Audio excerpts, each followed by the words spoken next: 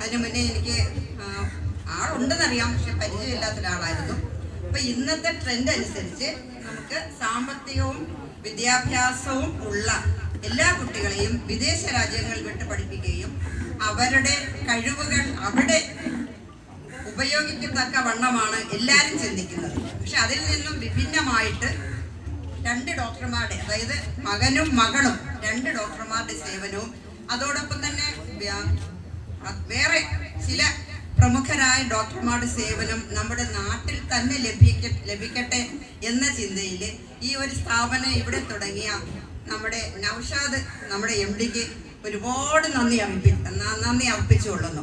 കാരണം ഞാൻ ഒരിക്കലും ഇങ്ങനെ ഒരു സ്ഥാപനം, അത് നമ്മുടെ നോട്ടീസിൽ പറഞ്ഞതും അതിന് മുന്നേ പ്രസംഗിച്ചവർ പറഞ്ഞതുമായ കാര്യം, വളരെ കുറഞ്ഞ ഫീസിൽ അസുഖങ്ങൾ കുറച്ചു കൊടുക്കുക എന്നുള്ളതാണ് ഇവരുടെ ലക്ഷ്യം. ആ ലക്ഷ്യം ഒരുപാട് നല്ലതുപോലെ, അതായത് ഫലവത്തായിട്ട് മാറട്ടെ എന്ന് ഞാൻ ആശംസിക്കുകയാണ്. അപ്പൊ ഈ ഡോക്ടർമാരെ 2 പേരെയും ഞാൻ പരിചയപ്പെട്ടപ്പോഴത്തേക്ക് എനിക്ക് ഒരുപാട് സന്തോഷം തോന്നി.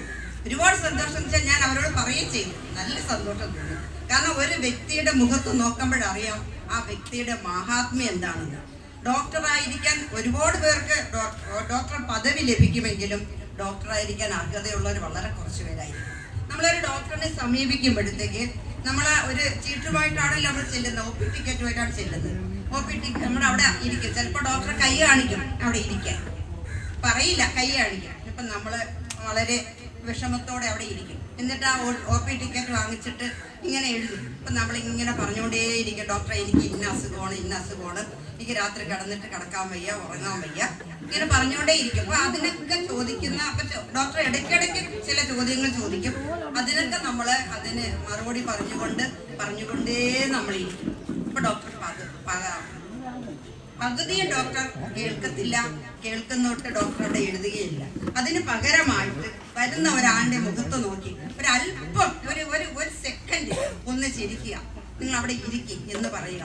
അത് തന്നെയാണ് ഏറ്റവും വലിയ കാര്യം. എന്നുവെച്ചാൽ അപ്പോൾ തന്നെ ഡോക്ടറുടെ പേഷ്യന്റിന്റെ അസുഖം കുറച്ച് മാറും. അത് അവിടെ ഇരുന്ന് അപ്പോഴും നമുക്ക് തോന്നും, എനിക്ക് പറയാൻ പറ്റുന്ന ഡോക്ടറാണ്, അല്ലെങ്കിൽ എൻ്റെ രോഗം മാറ്റാൻ കഴിയുന്ന ഡോക്ടറാണ്. ആ ഡോക്ടർ കഴിഞ്ഞില്ല എങ്കിൽ പോലും അങ്ങനെ നമുക്കൊരു തോന്നും. ആ തോന്നൽ തന്നെയാണ് നമ്മുടെ രോഗത്തിന് ശമനമായിട്ട് വരുന്നത്. അപ്പൊ ഇതിന് പ്രവർത്തിച്ച ഡോക്ടർമാർ കുറേ പേരുണ്ട്. അവരുടെ ഈ സംരംഭം വിജയിക്കണം എന്ന് ആശംസിക്കുന്നതിനോടൊപ്പം തന്നെ രോഗികളുടെ രോഗങ്ങൾ കുറച്ചു കൊടുക്കണം. അത് തന്നെയാണ് നമുക്ക് വേണ്ടത്. കാരണം രോഗാതുരമായ ഒരു സമൂഹമല്ല നമുക്ക് വേണ്ടത്, രോഗങ്ങൾ ഇല്ലാത്തൊരു സമൂഹമാണ് വേണ്ടത്. അതിലേക്ക് കൂടി നിങ്ങളുടെ ശ്രദ്ധ ആകർഷിക്കണമെന്ന് ആഗ്രഹിക്കുകയാണ്. പിന്നെ ഞാൻ നമ്മുടെ തണൽ community dialysis and palliative care സെന്ററിന്റെ പ്രതിനിധിയായിട്ടാണ് ഞാൻ ഇവിടെ നിൽക്കുന്നത്. ഇപ്പം 2 വാക്ക് അതിനെക്കുറിച്ച് പറയാതിരിക്കാൻ നിവൃത്തിയില്ല. അപ്പം നമ്മൾ കഴിഞ്ഞ 3 വർഷത്തോളമായി നമ്മൾ ഡയാലിസിസ് ചെയ്തു വരികയാണ്. അതുപോലെ പാലിയേറ്റീവ് രോഗികളെ നോക്കി വരികയാണ്. അതുപോലെ തന്നെ നമ്മളിപ്പോൾ ഫിസിയോതെറാപ്പിയും ചെയ്യുന്നുണ്ട്. ഫിസിയോതെറാപ്പി വളരെ കുറഞ്ഞ ചെലവിലാണ് നമ്മൾ ചെയ്യുന്നത്, കുറഞ്ഞ പൈസയിലാണ്. ഇപ്പം നിങ്ങൾക്ക് എന്ത് ആവശ്യമുണ്ടെങ്കിലും, കാരണം വിശേഷം സ്ത്രീകൾക്ക് ഒരുപാട് ശാരീരിക ബുദ്ധിമുട്ടുകൾ ഒരുപാട് വരും. കാരണം നിരന്തരമായിട്ട് നമ്മൾ ഒരേ ജോലി തന്നെ ചെയ്യും. രാവിലെ എഴുന്നേൽക്കുക, അടുക്കളയിൽ 2-3 മണിക്കൂർ അടുക്കളയിൽ വളരെ കുറഞ്ഞ സ്ഥലത്ത് നടക്കുക, പിന്നെ ബാക്കി വെളിയിൽ നടക്കുക. അപ്പം നമുക്ക് അവിടെ ഇരിക്കാനോ മറ്റ് വിശ്രമിക്കാനോ നമുക്ക് സമയം കിട്ടില്ല. അപ്പൊ ഒരേ അവയവങ്ങൾ തന്നെ നമ്മളിങ്ങനെ പ്രവർത്തിച്ചുകൊണ്ടേയിരിക്കും, ഒരേ മസിലുകൾ തന്നെ പ്രവർത്തിച്ചുകൊണ്ടേയിരിക്കും. അപ്പൊ നമുക്ക് കാല് വേദന, തോള് വേദന, കൈ വേദന, അപ്പൊ ഇങ്ങനെയുള്ള അസുഖങ്ങൾക്ക് എപ്പോഴും നമുക്ക് വന്ന് ചികിത്സ തേടാൻ കഴിയുന്ന ഒരു ക്ലിനിക്കാണ് നമുക്കവിടെ. ഫിസിയോതെറാപ്പി സെന്റർ ഉണ്ട്. അപ്പൊ നിങ്ങൾക്ക് എന്തെങ്കിലും അസുഖം ഉണ്ടെങ്കിൽ അസുഖം വലുതാക്കാതെ അവിടേക്ക് വന്ന് ചികിത്സ തേടാവുന്നതാണ്. അതുപോലെ നമ്മൾ ഒരു വർഷം ഒരു മാസം 4 ലക്ഷം രൂപയോളം ചെലവാക്കിയാണ് നമ്മൾ അവിടെ ഡയാലിസിസ് ചെയ്യുന്നത്. ഇവിടെ 1-2 രോഗികളും ഉണ്ട്, ഡയാലിസിസ് ചെയ്യുന്ന ആൾക്കാർ ഇവിടെ ഉണ്ട്. അപ്പൊ അവരോട് ചോദിച്ചാൽ അറിയാം. അപ്പൊ ഇതെല്ലാം നമുക്ക് പൈസ സാമ്പത്തികം ലഭിക്കുന്നത് പ്രവാസികളാണ്.